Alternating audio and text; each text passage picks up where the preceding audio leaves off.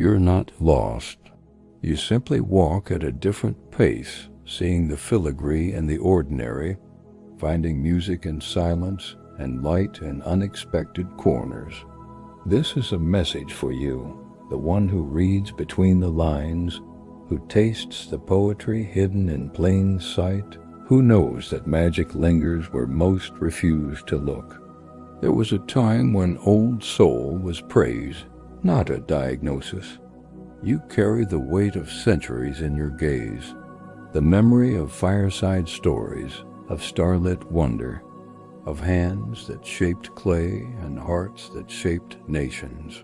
While others chase bright distractions, you linger by the window, not because you hate movement, but because you cherish the moments where life's tapestry reveals itself in brushstrokes of meaning. This gift, this relentless attention to nuance, feels like both blessing and burden. You watch digital crowds applaud the ephemeral, while you recall the lessons etched in marble and scroll. Yet you persist, because you know something vital. The extraordinary is always present, if you have the eyes to see it. In a world of status updates and highlight reels, depth is a quiet rebellion. It's choosing a single poem over 1,000 tweets, allowing a single melody to echo in your bones instead of chasing every new beat.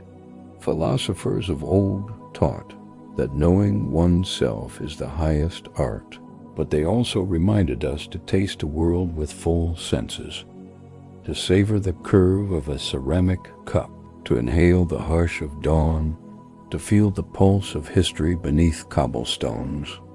You, the old soul, practice this daily. You let your curiosity be your compass, and your wonder your guide. When the news shouts fear, you listen for hope. When opinions roar, you seek the silent center.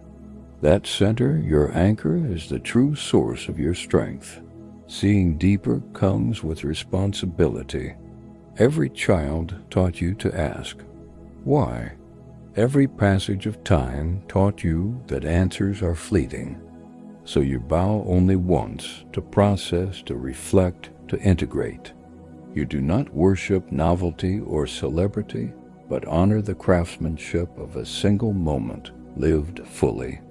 This reverence shapes your choices, the books you keep on your shelf, the conversations you treasure over casual chatter, the rituals you guard, morning coffee in silence, a daily walk without purpose, a letter written by hand. In these acts you affirm, life worth living is life worth noticing. And when others ask why you won't conform, you smile not with superiority, but with gratitude. For you, the world is a garden of marvels, and you refuse to trample its blooms in your rush. If you're hearing these words, it's because your heart already understands. But let this be your call to action. Share your gaze, your wonder, your reverence gently without judgment. Teach those who hurry to pause, to feel the rough grain of wood, to hear the echo of their own breath in an empty room. Lead not with doctrine, but with presence. Show the world how to linger over a cup of tea in the half-light before dawn, in the space between two notes of music. Each pause you honor becomes an invitation to step beyond the superficial and remember that reality is richer than any filter can reveal. So here's to you, the quiet rebels, the unseen poets, the gentle philosophers.